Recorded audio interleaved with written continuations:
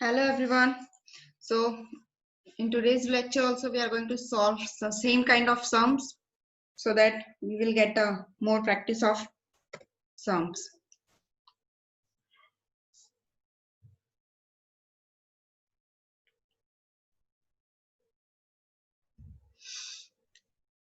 The modern company is divided into 4 departments: A, B, C are production department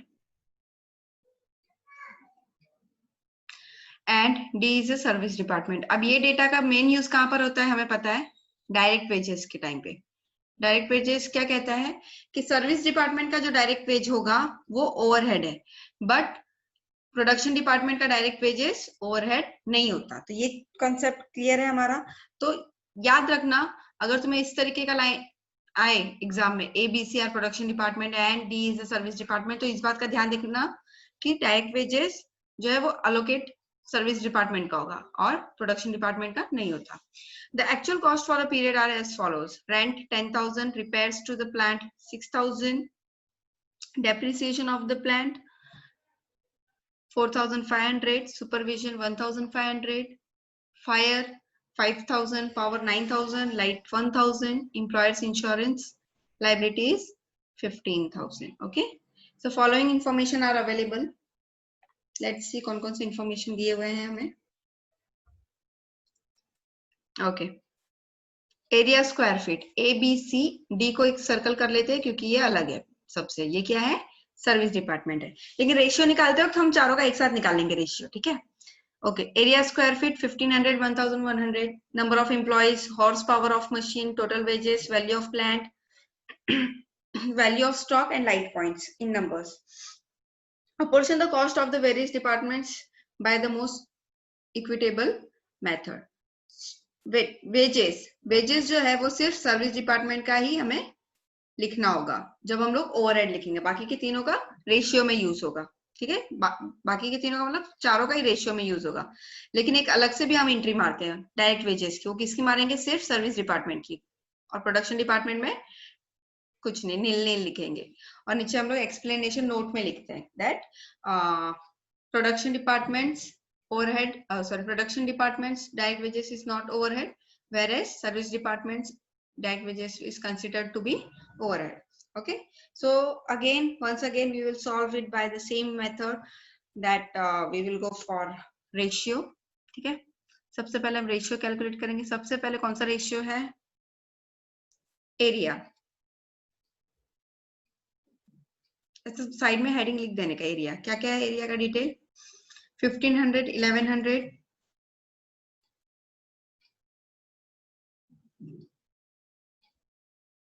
900, 500.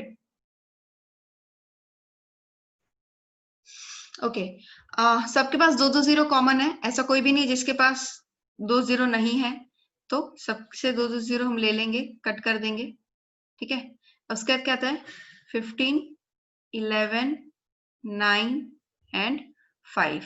ये सारे numbers किसी भी एक कॉमन नंबर से नहीं कटने वाले.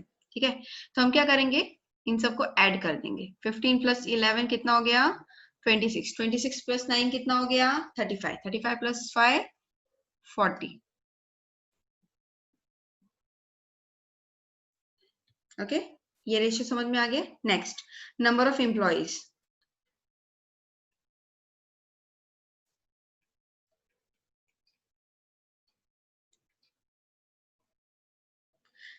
ट्वेंटी 15 10 15 20 15 10 15 ही है ना, हाँ 10 एंड 15. ओके, सो यहाँ पर जीरो सबके पास नहीं है तो वो तो भूल जाओ ऑप्शन. नेक्स्ट ऑप्शन क्या है कि ये सारे नंबर 5 से कट होते हैं, है ना. 4 raise to 3 raise to 2 raise to 3, है ना. अब आगे और कट नहीं होगा क्योंकि इन सबके इसमें कुछ भी कॉमन नहीं है, तो इसको ऐड कर दो टोटल करके. 4 plus 3 7 plus 2 9 plus 3 12. Okay,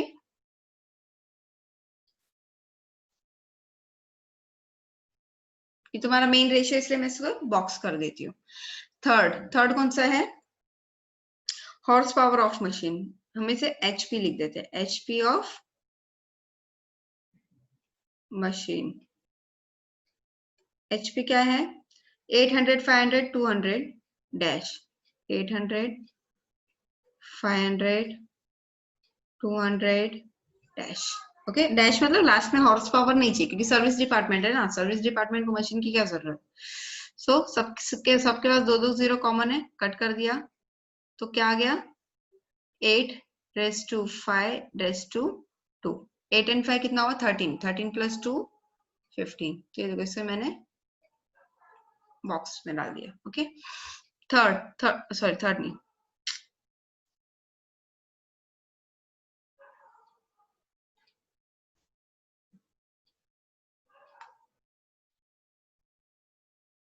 fourth option क्या है, टोटल वेजेस। वेजेस कैसे दिए हुए हैं 60,000 40 60 40 30 20 60,000 30,000 60 40 30 20 सॉरी 60 40 है।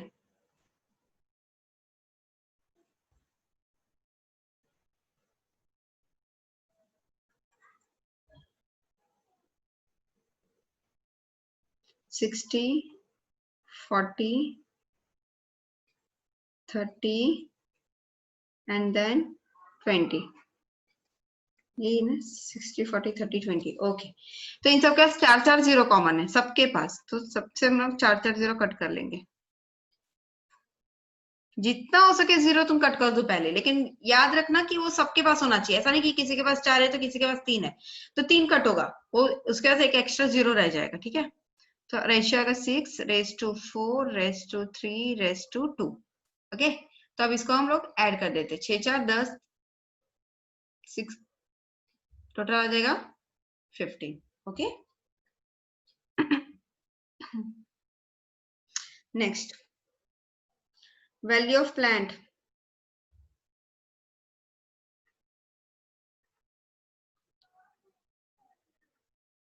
ओके, वैल्यू ऑफ प्लांट क्या है 2,40,000 1,80,000।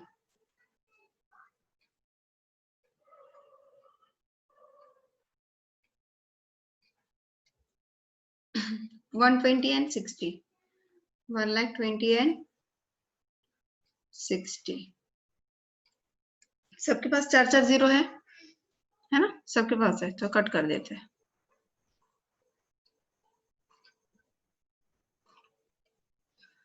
क्या आएगा 24 18 12 6, ये सब 6 से कट होता है। Okay,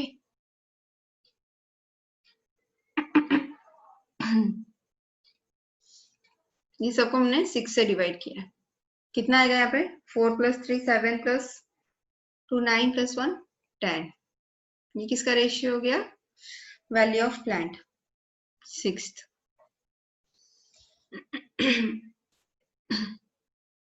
stock, value of stock.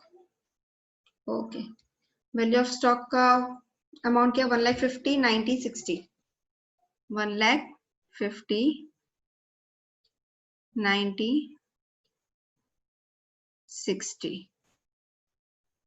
Dash, क्योंकि सर्विस डिपार्टमेंट में कुछ भी नहीं है ना।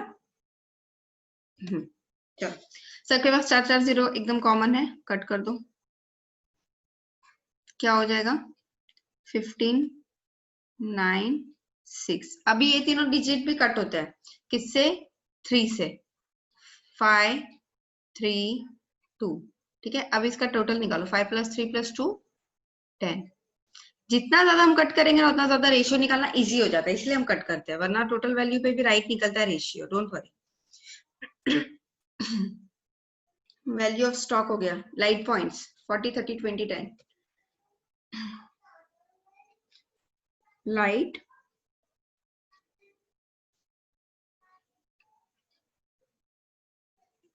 पॉइंट्स। ओके, कितना है 40 30 20 10। ये सब में से एक एक जीरो निकाल दो 4 3 2 1। अब ये और कट नहीं होगा तो इसी को टोटल कर दो 4 + 3 7 + 3 10। ठीक है, ओके, चलो सबका हमने रेशियो तो निकाल लिया। नेक्स्ट हम देखते हैं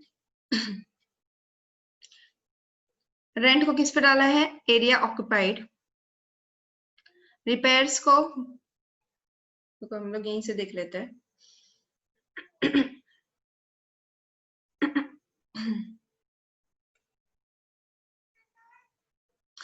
रेंट किस बेसिस पे जाएगा, area. Repairs to plant, value of plant.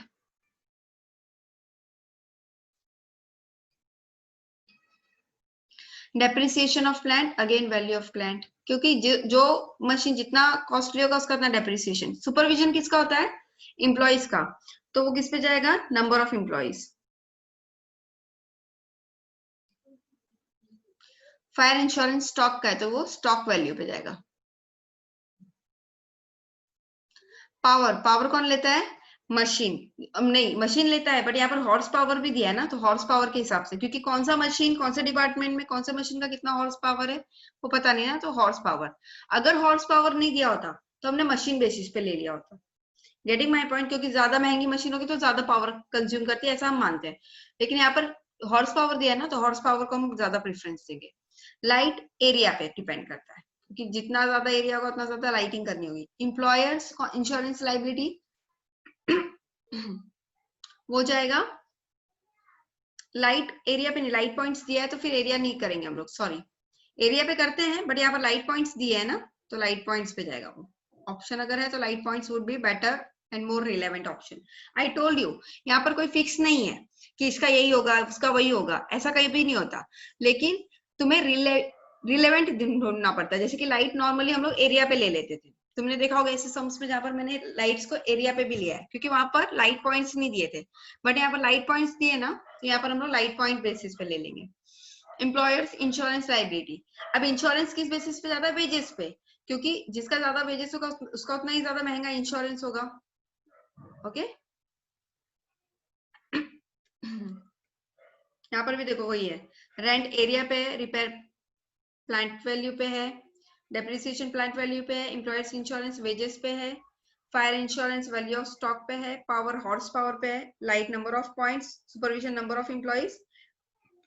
Last में हम लिखेंगे डायरेक्ट वेजेस। डायरेक्ट वेजेस किसका लिखेंगे, सिर्फ सर्विस डिपार्टमेंट का, ठीक है। और नीचे एक स्टेटमेंट लिख देंगे, direct wages of production department are not overheads, on the other hand all cost of service departments including direct wages are overheads. Okay, now I will once again I'll teach you the distribution. Rent का amount क्या है, 10,000।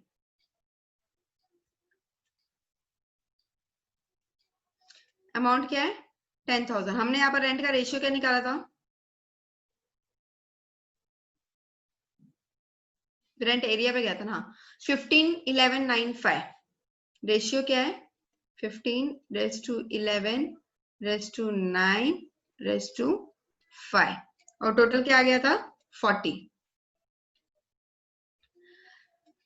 हाँ, सो हम लोग यहाँ पर ratio कैसे निकालेंगे, 10,000 इंटू 15 डिवाइडेड बाय 40,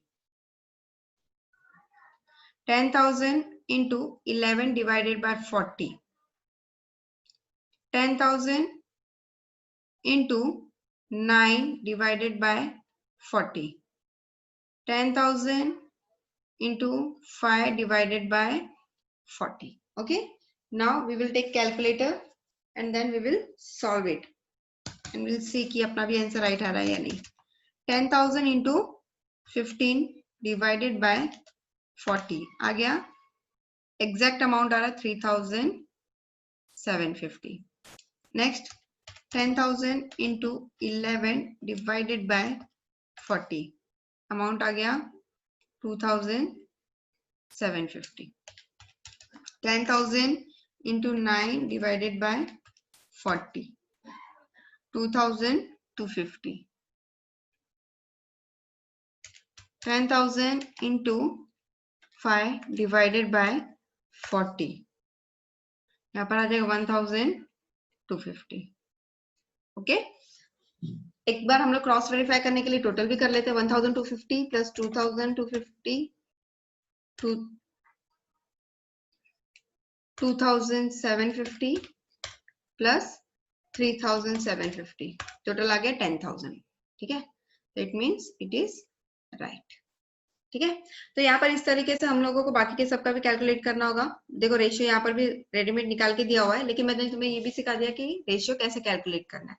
रेशियो में ना तुम जितना उसे कट करोगे, जितना ज्यादा छोटे से छोटे अमाउंट तक ला करके कट करोगे उतना बेटर होगा। अगर हाँ नहीं कट हो रहा है तो छोड़ दो, तब उसका टोटल करके तुम डायरेक्टली कैलकुलेट कर सकते हो।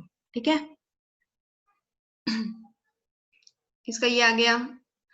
Okay student, one thing which I forgot to tell you all कि इस सम में, ऐसे सब टाइप के सम में, ये हमने जो आज तक सीखा है that is only primary distribution. Okay, secondary distribution भी हम सीखेंगे, मैं तुम्हें सिखाऊंगी नेक्स्ट लेक्चर में। सेकेंडरी डिस्ट्रीब्यूशन भी ले लेंगे हम।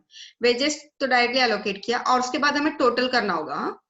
एग्जाम में ये भी देखा जाता है कि स्टूडेंट ने टोटल किया है या नहीं, तो ये टोटल भी करना होगा तुम्हें। जैसे कि ए प्रोडक्शन डिपार्टमेंट का कितना है टोटल 22,150, बी का कितना आया 15,075, सी का 10,000 एंड डी का 24,775। ओके, अगर कहीं पे पॉइंट्स में आ रहा है तो तुम्हें मैंने आज के कल के लेक्चर में एक बताया था कि पॉइंट में आएगा तो एडजस्ट कर लेने का, कहीं पे 1-2 रुपया बढ़ा घटा सकते हो तुम। ठीक है, और कुछ नहीं, दैट्स इट। बस याद रखना उन सबका टोटल एग्जैक्ट ये अमाउंट आना चाहिए, टोटल अमाउंट आना चाहिए। जैसे यहाँ पर हाँ, जैसे यहाँ पर 10,000 है तो इन सबका टोटल 10,000 होना ही चाहिए, ना 10,000 से 1 रुपया ज्यादा, नहीं 10,000 से 1 रुपये कम। यहाँ पर टोटल 6,000 है तो यहाँ इन सबका टोटल 6,000 आना चाहिए। ठीक है, यहाँ पर 4,500 है तो इन सबका टोटल भी 4,500 आना ही चाहिए। तो ये सारी चीजों का चेक कर लेते हैं। अगर पॉइंट के कारण 1-2 रुपये यहाँ वहां हो रहा है तो इट्स ओके, उसका मार्क्स कोई एग्जाम में नहीं काटेगा तुम्हारा। लेकिन याद रखना मैक्सिमम परफेक्ट से परफेक्ट आंसर लाने की कोशिश करेंगे। अब जैसे कि फायर इंश्योरेंस, फायर इंश्योरेंस हुआ था स्टॉक का। जब डी डिपार्टमेंट के पास स्टॉक है ही नहीं तो उसको हम उसका कॉस्ट नहीं देंगे। Okay, horse power of the machine, तो जब डिपार्टमेंट डी के पास मशीन ही नहीं है तो हॉर्स पावर मशीन का या पावर का खर्चा वो क्यों लेगा अपने पर। तो इन सब चीजों का भी तुम्हें ध्यान देना होगा। इसलिए ऊपर देखो हेडिंग में यहाँ पर लिखा भी है production department ABC and service department D. Okay, production department और सर्विस डिपार्टमेंट देने का एक और रीजन क्या है, वेजेस। देखो वेजेस के बारे में तुम्हें डायरेक्टली कुछ नहीं बोला है, वेजेस डायरेक्टली रेशियो निकालने के लिए इन सब डेटा के साथ दे दिया है तुम्हें, यहाँ पर दे दिया है। जबकि हम लोग डिस्ट्रीब्यूट किसको कर रहे हैं, इसको कर रहे हैं, है ना। इन सब एक्सपेंस को हम डिस्ट्रीब्यूट कर रहे हैं। वेजेस तो रेशियो वाले डिटेल्स में दिया है, लेकिन फिर भी हमें पता होना चाहिए कि वेजेस में सर्विस डिपार्टमेंट का वेज जो होता है वो ओवरहेड होता है। ठीक है, क्योंकि सर्विस डिपार्टमेंट अपनी सर्विस दे ही रही होती है प्रोडक्शन डिपार्टमेंट को, तो सर्विस डिपार्टमेंट का सैलरी ओवरहेड होता है, लेकिन प्रोडक्शन डिपार्टमेंट का वेजेस या सैलरी जो भी है वो ओवरहेड नहीं होता। क्लियर, तो ये इस तरीके से सॉल्व करना है। चलो नेक्स्ट क्वेश्चन एक और देख लेते हैं हम। MM limited has 3 production department X, Y and Z and 2 service department S and C. The following details are extracted from the books of accounts in respect of indirect expense incurred. ठीक है, indirect cost है। ठीक है, तो उन सब का details हमें दिया है और उसके अलावा रेशियो दिया है। याद रखना X, Y and Z क्या है, production department, and S and C क्या है, सर्विस डिपार्टमेंट। ओके ओके, सो ये बात का हमें ध्यान देना होगा कि X, Y, Z जो है वो हमारे प्रोडक्शन डिपार्टमेंट है, S and C क्या है, सर्विस डिपार्टमेंट है। वैल्यू ऑफ मशीन थाउजेंड्स में दिया है, डजंट मैटर, 60, 50, 80, मतलब 1000 में लेको 60,000, 50,000, 80,000 एंड 10,000। सी डिपार्टमेंट के पास मशीन था ही नहीं। ओके, हो सकता है सर्विस डिपार्टमेंट को भी किसी मशीन की जरूरत पड़ी होगी, चाहे वो जेरोक्स मशीन हो या जो भी मशीन की जरूरत पड़ेगी, उसके पास भी 10,000 का है machine. Horse power of machine दिया हुआ है, जिसके पास मशीन होगी सबका हॉर्स पावर दिया है। सी के पास मशीन ही नहीं है तो हॉर्स पावर भी नहीं है। लाइट पॉइंट्स इन नंबर्स 20, 30, 40, 20, 10, वो लाइट पॉइंट्स दिए हुए हैं। ठीक है, फ्लोर एरिया स्क्वायर मीटर में दिया 150, 200, 250, 100 and 50। Direct wages that two is given in 1000। सो तुम्हें पता है सर्विस डिपार्टमेंट प्रोडक्शन डिपार्टमेंट का क्या करना होता है। सर्विस डिपार्टमेंट का डायरेक्ट वेजेस यानी कि 4,000 एंड 6,000 इज योर ओवरहेड। ये दोनों क्या है तुम्हारे ओवरहेड, और ये प्रोडक्शन डिपार्टमेंट का ओवरहेड में नहीं गिना जाएगा। प्रिपेयर प्राइमरी ओवरहेड डिस्ट्रीब्यूशन, आज हम प्राइमरी सीखेंगे, कल के लेक्चर में, नेक्स्ट लेक्चर में मैं तुम्हें सेकेंडरी भी सिखाऊंगी। सेकेंडरी कुछ नहीं होता है, सर्विस डिपार्टमेंट का जो टोटल आता है उसको रीअलोकेट कर देते हैं प्रोडक्शन डिपार्टमेंट में, उसका रेशियो दिया होगा, डोंट वरी। तो वही है बस, और कुछ नहीं। चलो यहाँ पर सॉल्यूशन दिया हुआ है। सबसे पहले हम रेशियो निकालेंगे। वैल्यू ऑफ मशीनरी,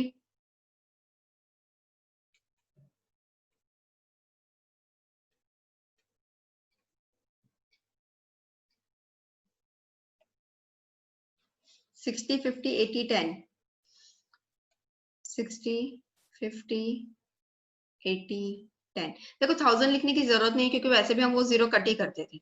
अगर हम वो 3 जीरो एक्स्ट्रा लिखते तो उसको कट कर देते थे, तो डजेंट मैटर। एक जीरो है वो भी कट कर दो।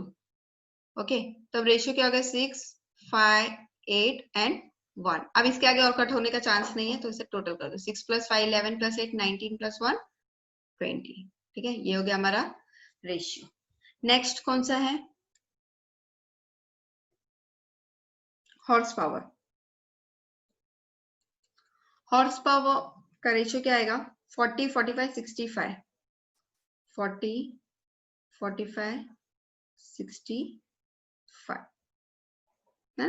ओके, इनमें सबसे छोटा 5 है, और 5 से हम देख सकते हैं कि सब डिजिट कट होंगे, 10 से नहीं होंगे, क्योंकि यहाँ पर 45 है और यहाँ पर 5 है, तो 10 नहीं, जीरो कट करने के चांस नहीं। अब 5 का ऑप्शन है। 5 से कट करेंगे 8 9 12 1। अब ये चारों किसी भी डिजिट से और कट नहीं हो सकते, क्योंकि एक बार 1 आ गया मतलब और कुछ नहीं कट होगा।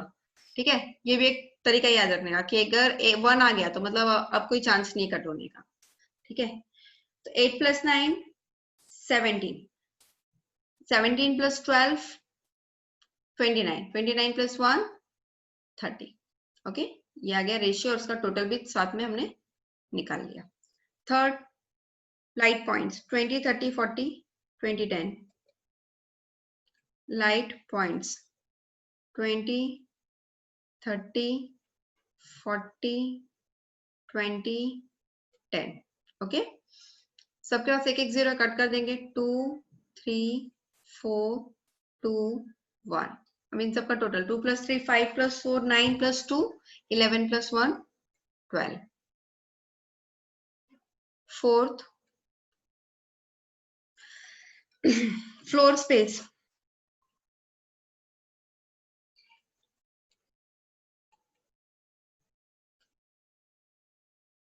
फ्लोर स्पेस का क्या आएगा? 150 200 250 100 50। एक जीरो सबसे से हम कट कर लेंगे, सबके पास एक जीरो तो है कम से कम।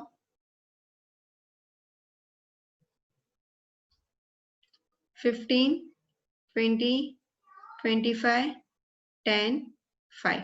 अभी हम देख सकते हैं सारे डिजिट्स 5 से कट होंगे, तो 3 4 5 2 1। अभी 1 आ गया मतलब कट नहीं होगा अभी। 3 + 4 7 + 5 12 13 14 + 1 15। टोटल भी कर लिया इसका। ठीक है, फिफ्थ, फ्लोर स्पेस हो गया ना, डायरेक्ट वेजेस। रेशियो ही निकालना है तो हम ये 30 कंसिडर नहीं करेंगे, लेकिन जब हम सर्विस डिपार्टमेंट में इसे लिखेंगे ना एज अ ओवरहेड, तब ये 30 लिखेंगे। वहां पर ऐसे अवॉइड मत कर देना, वहां पर लिखना होगा, या वहां पर 4000 6000 लिखना होगा। यहाँ पर डायरेक्टली हम लिख रहे हैं तो इसलिए नहीं लिखेंगे। 30 20 40 4 6, सॉरी 30 20 40 4 एंड 6। ओके, सबके पास जीरो कॉमन नहीं है तो वो तो भूल जाते हैं। उसके अलावा किससे कट होगा? 2 से सब कट हो रहे हैं ना। 15 10 20 2 एंड 3। अब 2 एंड 3 आ गया तो हमें पता है ना 2 3 से कटने वाला है ना 3 2 से कटने वाला, तो फॉरगेट अबाउट इट, हम लोग इसका टोटल ही कर देते हैं। 15 + 10 25 + 20 45 45 + 5 50। That's it. नहीं कट हो रहा है तो जबरदस्ती मत करो, जहां पर है वहीं पे टोटल कर दो, चलेगा, ऐसा कुछ नहीं। अगर मैं यहाँ पर 30 + 20 + 40 + 4 + 6 भी करके रेशियो निकालूंगी तो भी रेशियो उतना ही आएगा स्टूडेंट्स। चाहिए तो मैं तुम्हें एक एग्जांपल के लिए करके भी दिखाती हूँ सॉल्व। 20 30 प्लस 20 कितना हुआ 50, 50 प्लस 40 90, 90 प्लस 10 ये दोनों मिला के 10 ही हुआ ना, 90 प्लस 10 100, एक मिनट 50 40 90 प्लस 10 100, ओके ठीक है। चलो मैं अब तुमको दोनों रेशियो से निकाल के दिखाती हूँ and you will see that answer is one and the same. बस वही है कि जितना हम रेशियो छोटा कर लेते हैं उतना हमारा आंसर इजीली आ जाता है। डायरेक्ट वेजेस, अब डायरेक्ट वेजेस किस पे जाएगा, कौन से रेशियो में जा रहा है डायरेक्ट वेजेस, सन्ड्री एक्सपेंस जा रहा है डायरेक्ट वेजेस पे, ओके सन्ड्री एक्सपेंस कितना है 7800, ओके सन्ड्री एक्सपेंस को हम ले लेते हैं, उसका रेशियो क्या है, दो रेशियो है ना 30 20 40 4 6, 30 20 40 4 एंड 6, ये एक रेशियो है और दूसरा रेशियो जो हमने निकाला वो क्या है 15, इसी का आधा कर दिया ना 10 20 2 एंड 3 है ना। अब इस रेशियो से हम निकालते हैं, अमाउंट क्या है टोटल 7800, 7800। चलो सबसे पहले हम निकालते हैं 30 पहले वाले का, 7800 इंटू 30 डिवाइडेड बाई इसका टोटल कितना है 100 था ना इसका टोटल, और इन सब का टोटल कितना था 50, याद रखना रहता है ये, डिवाइडेड बाय 100, ओके दूसरा 7800 इंटू 20 डिवाइडेड बाय 100, जो भी आएगा हम कैलकुलेट करेंगे, पहले ये लिख लेते हैं 7800 into 40 divided by 100, 7800 into 4 divided by 100, 7800 into 6 divided by 100 है ना। अब यहाँ पर देखते हैं हम 7800 into 15 divided by 50, 7800 into 10 divided by 50, total इसका 50 है ना इसलिए 50 लेंगे डिवीजन में। Next 7800 into 20 divided by 50, next 7800 into 2 divided by 50, उसके बाद आएगा 7800 into 3 divided by 50, okay simultaneously answer निकालते जाते हैं। चलो और उसके बाद मैं रीजन भी बता दूंगी तुम्हें। 7800 इंटू 30 डिवाइडेड बाय 100 कितना आया 2340, ठीक है। चलो अभी इसका निकाल लेते हैं हम simultaneously. 7800 into 15 divided by 50, same amount आया 2340, नो डिफरेंस, ठीक है। अगर आप लोग के पास कैलकुलेटर होगा तो आप लोग भी करके चेक कर सकते हो, ठीक है। चलो नेक्स्ट का निकाल लेते हैं। 7800 इंटू 20 डिवाइडेड बाय 100 कितना आएगा 1560, ठीक है। अब सेम इधर पे भी हम कैलकुलेट करके देख लेते हैं। 7800 इंटू 10 डिवाइडेड बाय 50, 1560 सेम आया, ठीक है। बाकी के तीनों का भी चेक कर लेते हैं। 7800 into 40 divided by 100, 3120, 7800 into 20 divided by 50, 3120, यहाँ पर भी सेम आया। नेक्स्ट 7800 इंटू 4 डिवाइडेड बाय 100, 312, यहाँ पर भी सेम आएगा। 7800 into 2 divided by 50, 312। Next 7800 into 6 divided by 100,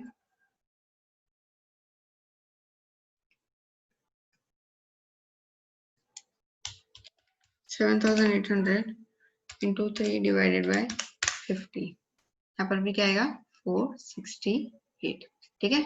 so we all can see that चाहे हम इस रेशियो से डायरेक्टली निकाले चाहे उसी रेशियो को और छोटा करके इससे निकाले, answer would be always same. और देख लेते हैं हमारा आंसर राइट है या नहीं है। ये देखो 2340, 1560, 3120, 312 एंड 468, यहाँ पर भी वही है, राइट। इट मीन्स हमारा आंसर राइट आया है।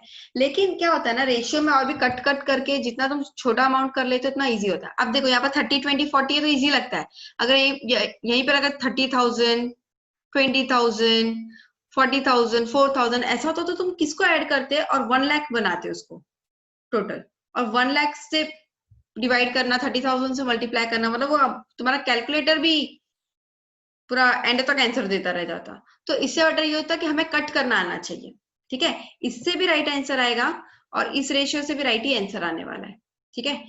तो उसमें फर्क नहीं पड़ेगा, लेकिन क्या है, हमारा काम इजी हो जाता है। So that it becomes important for you all to learn ratio, how to calculate ratio। बड़े बड़े अमाउंट्स दिए होंगे तो उसका रेशियो कैसे निकाल देना, छोटा में कन्वर्ट करके तुम्हें अपना आंसर निकालना आना चाहिए। एग्जाम में तुम्हें ऑल ऑफ सडनली कुछ पूछ लेंगे तो तुम्हें कंफ्यूजन नहीं होना चाहिए, ठीक है।